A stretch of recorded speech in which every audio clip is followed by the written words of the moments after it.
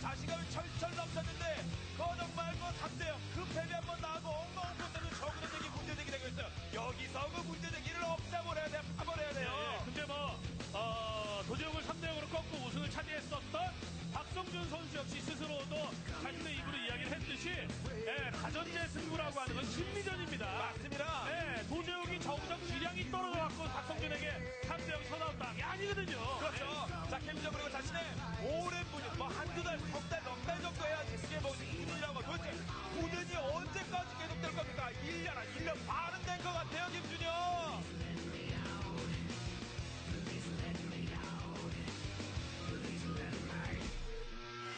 Hello and welcome again to another dual commentary by Moltrap and Diggity 210, and we do have a kind of good system set up to sync these things, but lately, since there's been so many problems, it's good to have a nice point of reference like that just in case.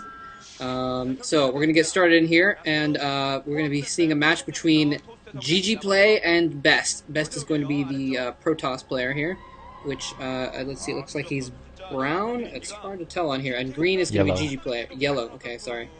Oh, yeah. Okay, I see it now. And GGPlay is going to be the green Zerg over here on the top right of the screen. And really, I'm not... GGPlay's been doing okay lately, but I'm honestly not expecting them to put up much of a fight here. BeSt has been playing absolutely phenomenal, especially against Zerg. And so I expect him to be very, very dominant in this matchup. It'll be something special if GGPlay can come and take a win here on this game. But, you know, anything is possible. It is StarCraft. GGPlay has won an OSL, so he does have somewhere lurking deep inside of him the capability of playing extremely well. But we'll see what happens. Yeah, GGPlay used to be, I'll take that back. He's still one of my favorite Zerg players. I was about to say, he used to be one of my favorite Zerg, but that hasn't changed. I still love the guy. Simply because he's solid. He's got the typical play. The problem is he fit into that mold during that time period where just the quick Mutalisk harass was king, and he was so fantastic with Mutalisks, and he was breaking down almost everything people threw at him. That OSL final, I was rooting for him so hard, and he just had some amazing Defiler micro, and I just could not believe that he beat Iris. Honestly, I do feel like he kind of stole that one from Iris. That's another discussion to have entirely a different time, but he played solid StarCraft all the way through, and I love his reactions to things. He's always got the quintessential CJ face, where he just stays completely, you know, he wins or loses, he keeps the exact, wow, that's creepy. He keeps wow, that is just... zombies in Korea. He keeps the quintessential CJ face where he just doesn't have any emotional expression whatsoever, and BeSt continues with the best artistic fans.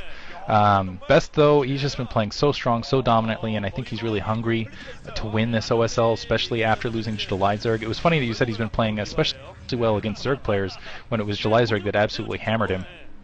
I think this is the problem, is GGPlay's strength is typical standard cookie cutter Zerg play. He's so good at it. And unfortunately, BeSt's weakness is, you know, cheese, the untypical, the unstandard Zerg play. And so I think just playing heads up versus heads up, BeSt will probably come down with this. But again, anything can happen, and I want something to happen because I love watching GGPlay play well.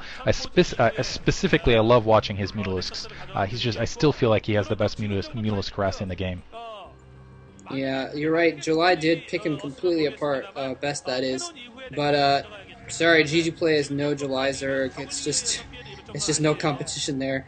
I don't think GGPlay has what it takes these days to play on that kind of a level. We'll see, I guess. By the way, BeSt, noticing that there weren't a ton of lings coming out. If GGPlay had been making a lot of Zerglings, then he might have kept that cannon going. But he canceled it to try and get his gateway up a little bit faster.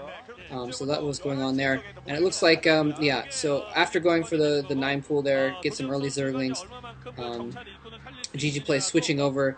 He's going to try and get some economy going instead. He's got a nice little blockade set up on his ramp there. I didn't even see that. It's kind of like a sideways blockade, so the Zerglings can still go down the side, but they're going to be hard-pressed to get around all the way to go up the ramp, and then GGPlay is not even going to know if there's another probe on the ramp to stop them there. So that's a pretty good, nice little thing there, and apparently everyone thinking 10 is something. I'm not exactly sure what that's all about. But anyway, yeah, so GGPlay switching over, going for more econ, getting that extra hatchery up in kind of the far corner of the map. So that's kind of an interesting move on his part. I wonder if he wants that to be hidden or I'm not sure exactly what the point of that is, except maybe he was worried about it getting stopped up. But it's an interesting play nonetheless. Interesting here, we see GGPlay trying to sneak in expansion in the upper left-hand corner. He's currently got the 2 hatcheries down. I think BeSt coming in, scouting, seeing the tech delay. He's not going to be any of the wiser that the 3rd hatchery's up. He might be expecting a 2-hatch build right here with basically no other information. Yeah. We'll see that he's got to, but GGPlay's got to get rid of that probe scout and hope that another probe scout doesn't come out looking for bases in additional expansion. Stargate already going up, and GGPlay's got to really play his hand essentially before that Corsair scout comes out as well, because we see Corsairs going down. And we'll see how BeSt reacts. So basically, GGPlay playing very creatively here, putting a hatchery out in the dark, letting BeSt then spot him, and trying to play as though he's going to go for a quick 2-base kill of some sort here, and just letting that scout get the information in the meantime. And then we'll see if he kills the scout a little bit. He does have that 3rd hatchery up at this point, but he's going to have to kill that scout before he decides to commit whatever tech direction he's going. I'm curious if he's going to go kind of that Jaedong build lately, where we've seen a very, very quick tech to hive, if he's going to go with the Hydralisks, or if he's just going to stick, he's going to stick with what he's good with, and that's Mutalisks right here. So it's going to be some Mutalisk on-air action. We already see the 1 Stargate. We'll see if the 2nd Stargate, and actually a Corsair not being built immediately here, so no immediate Corsair. BeSt just feeling he's got a good spot on inside the base, so feeling that he just doesn't need it, and he still hasn't spotted that Spire in the meantime. Now spotting the Spire right here, so he's going to have to start producing the Mutalisks at this stage and losing the Probe Scout in the meantime. So the question is will BeSt be ready for this? Will he be expecting this, getting the weapons 1 upgrade? And when will he start building that Corsair? There the Corsair is now going, but really a little bit on delay there. Yeah, so it's kind of an interesting combination here. BeSt going for the +1 speed lot rush. You can tell, some Zerglings running in. Yeah, not going to do too much there, since BeSt has a really nice door setup. He's going for the speed lot rush, and so this is basically the Mutalisks are kind of a perfect counter to that. And so it's going to be up to BeSt to try and switch things up to try and defend against this now. He's already committed a lot, getting some gateways going on here. BeSt is going to have to kind of adapt a little bit here. He can't just produce a bunch of Zealots. He's going to have to get some more cannons down if he's going to be worried about a possible Mutalisk rush or something like that. But yeah, things going really well, and the Hydralisk Den going down. So what we're probably going to see is something that's become really popular with Zerg versus Protoss lately, which is getting out early Scourges and harassing Corsairs, keeping the Corsairs back if possible, keeping the Corsair count down, and then after that going for Hydralisks with the Scourges to kind of back up and make sure that so there's some Scourges in fact to protect that Overlord. So it looks like that's what we're going to see. We're not going to see any kind of fun Mutabomb or anything like that, unfortunately. But Templar Archives up now for BeSt. Probably going to see some Templar out. He might even put them into an Archon pretty early on, just so he has something to combat the air, just in case GGPlay goes for Mutalisks. It's always a risk that you need to account for as Protoss. It's interesting here because GGPlay has put down 2 additional hatcheries. It looks like he's not even going to bother trying to save that Overlord. He wants to try to get the scout with the Scourge inside the base. He's going to see the additional hatcheries, but I'm very surprised that he didn't continue with the Mutalisks there. I think if he had just gone straight Mutalisk, he might actually be in a much stronger position. Instead of putting down additional hatcheries and getting down 2 evolution chambers, so going much more towards Hydralisk Ling combination, or just I guess maybe even Mutaling. But yeah, he switched it up. He switched away from Mutalisks and put down the Hydralisk Den quite a bit late, I almost feel. So interesting play from him. Cannons in the meantime going back. BeSt is starting to move out with these 2 Archons, and he's going to take a 3rd base very comfortably. I don't know if I still don't think he scouted that 3rd base in the upper left-hand corner, so he doesn't know that's coming. And my question is what is GGPlay going to do? It almost feels like he's going to stay at Lair Tech, wait for weapons 1 to upgrade, and do something from this point on. I still wish he'd continue with that Mutalisk play, and it looks like he's producing additional something. It looks like he does have Hydralisks on the ground, but against those speed lots, I don't know how effective these Hydralisks are going to be. Yeah, this is interesting. He does have that +1 weapons upgrade up now. No Carapace on GGPlay's units, so he's going to be a major disadvantage in any kind of land battle here. It looks like he's got some Lings he's trying to run in there and do some harassment on that expansion, but this little squad of 2 Archons, few Zealots, and a Dragoon is more than enough to stop a fairly decent little squad of Zerglings. Yeah, I wonder, he hasn't, I don't think he scouted that top left base. I think you're right about that. He's got to know that something is somewhere there. And he may even be able to suspect that it's in the top left, in fact. Lurkers going down. Zealots with nothing to spot the Lurkers. Caught in the middle of Lurker Fire. Luckily, he does pull his Zealots out of that Lurker Fire.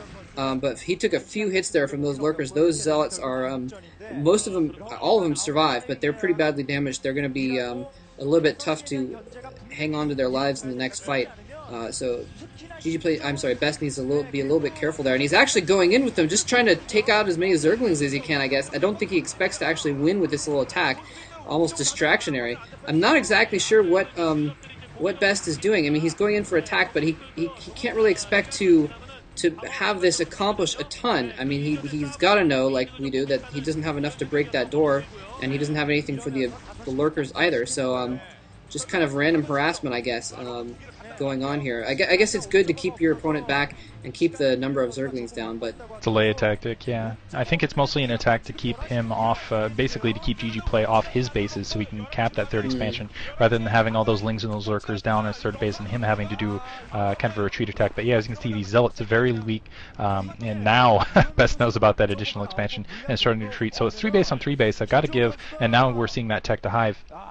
But still, it looks like, yeah, these Templar coming up, they've got to be full of Psystorm. I just don't feel like GGPlay has a lot of troops on the ground to really deal with the attacks that are coming up, and BeSt's economy is going to be in full swing momentarily. I feel like for GGPlay to really cap an advantage, he's done damage to that base in the bottom right-hand corner, but he really hasn't taken out that base in the bottom right-hand corner, and I think that's what he needed to do at this stage of the game to really stay in it, putting down more hatcheries, so he's just going for pure macro at this stage. We'll see if he just decides to push up with an attack and try to secure an additional expansion at this stage. I do feel like he's going to get the upgrade advantage with those 2 evolution chambers momentarily, and then that's probably what he's waiting for at this stage, is that level 1 Carapace, that level 1 Claw probably to upgrade, and there it is right there, so we'll see if he starts pushing out on the move momentarily. Yeah, he does have the 1/1 now, and BeSt still at 0/1 upgrades. He's only got that +1 weapons from this kind of a half-hearted speed lot attack there. But the key now, though, is he does have the Psystorm out. He's got a few Templar around. He's got Archons. He's got a decent little army. Oh, nice! Oh, nice storms. I thought for a second he was going to be able to dodge those storms, but he was able to put a second storm in there, kill off most of those Zerglings. And that is one of the keys to the Protoss army, is getting those getting those Templar in there to do most of the damage, and then your Zealots and your Archons are just to finish things off. There's something that's stuck in my throat, so go ahead.